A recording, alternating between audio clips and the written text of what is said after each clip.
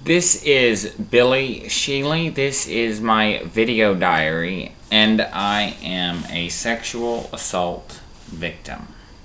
My uncle, William Leon Sheely, who is currently arrested and in the Scott County Detention Facility, was my perpetrator.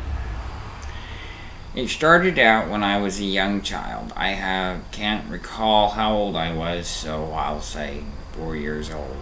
I was sleeping in my room in my grandparents' house. His room is the room right next to mine. There was a knock on the wall, and he asked me through the very thin walls if I would like some big dick. In which case I, as a child, didn't know what he was talking about. And he asked me to come over to his room. And so I did. And he asked me if I knew what it was. And I said no. And he said that he had showed me what it was. And that it was just because I didn't remember. And that he would show me again, but I needed to remember how to do big dick, so that way he wouldn't have to show me again. This was a night that was like any other. It seemed to follow a pretty coercive, perpetrated set of events. I am doing this video diary because I have a cousin who seems to believe that silence is the answer, and that if we keep everything bottled up, eventually we will forget what's happened and the problem will cease to exist. Just sweep it under the rug. I'm sorry, but you just cannot sweep something like that under the rug. It doesn't go away. It really doesn't. It does not go away. Now, what she thinks she's doing, I don't know. My cousin April Rasden is defending my uncle. She is paying his business assets and is trying to convince the latest victim, my cousin, that the abuse never occurred to him. What kind of a person does that? The only thing I can think of is someone who has been previously abused and wishes to continue the abuse because they love the abuse themselves. A very twisted and severe version of Stockholm Syndrome, which if you ask her, she will deny.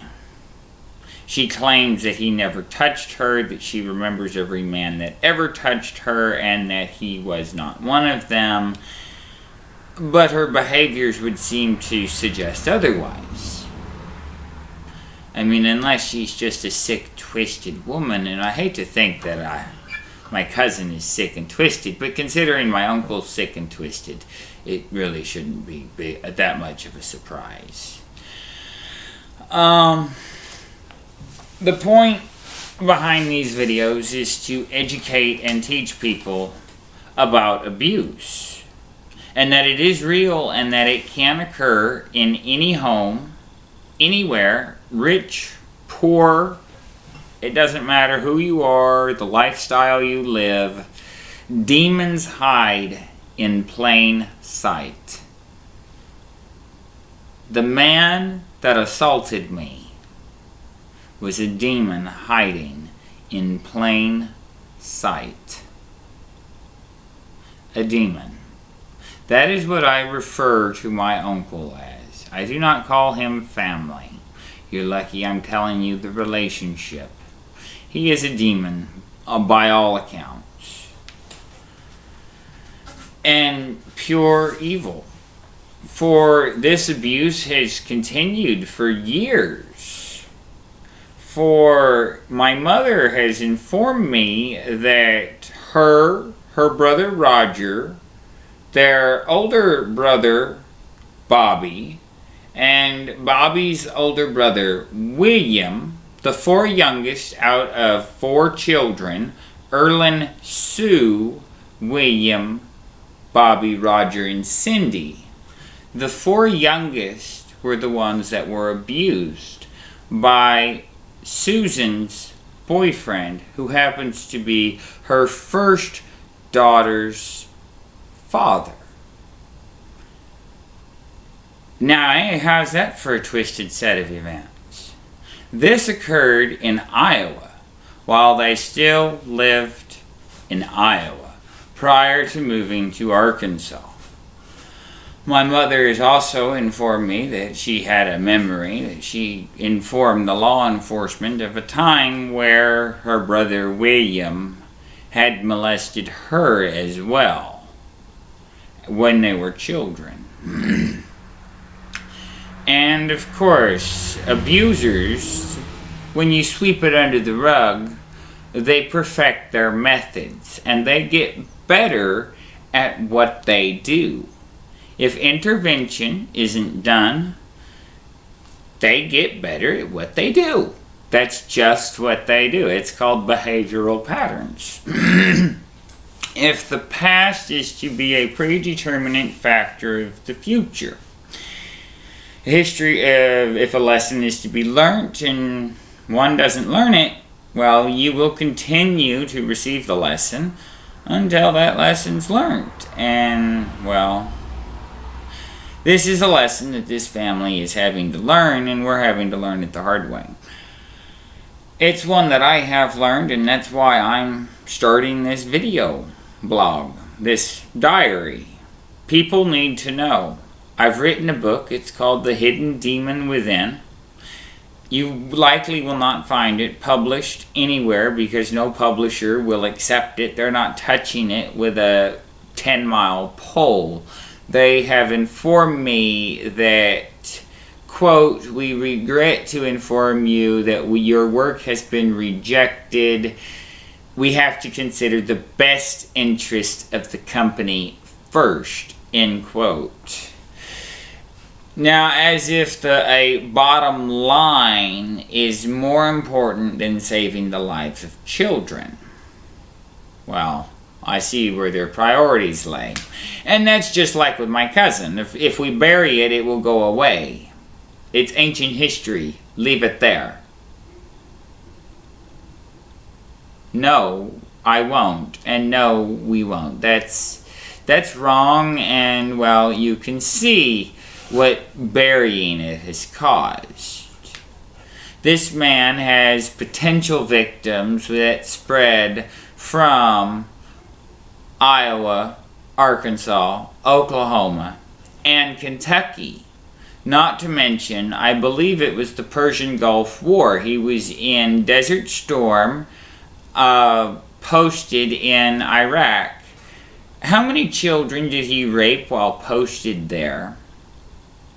May I also forget to mention that he was an over-the-road truck driver and he's driven across the 48 continental states. How many children has he raped in the 48 continental states? Or women raped within the truck stop that have not been reported due to the fact of this silencing?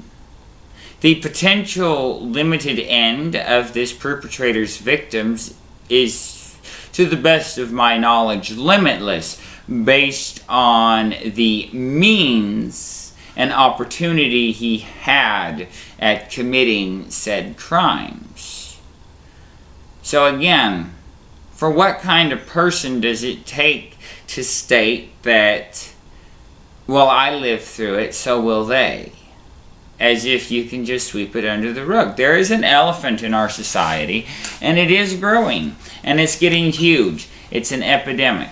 And until you acknowledge the elephant and state that it's there, it's never going to go away. Is it right that children should have to suffer because of the fear that people have over being shameful of what happened to them? No, that's wrong. That's kind of a selfish reason. That's pride. That's prideful. That's a very selfish reason to not speak out. I feared for my life, and here I am speaking out. I have figured out, I have learned that it doesn't work. We as a society need to collectively get ourselves together and set our priorities. I mean, seriously, what are we to do? Because molesting children under no circumstance is okay. There are serious psychological ramifications. I suffer from my own psychological distresses as a result of this, as do several of my other family members. Roger is a narcissist. Bobby turned gay. My mother has dissociated herself from individuals, and William turned into a predator. And this is what silence causes. Is that okay? Should it continue? What about in your home? Or the next home? The home after that? To what end? It must stop somewhere, and I'm stopping it here. Silence is never an answer. Silent no more. Silent no more. This is the beginning of my video diary, so please forgive me. You can get an idea of where future videos are going to be.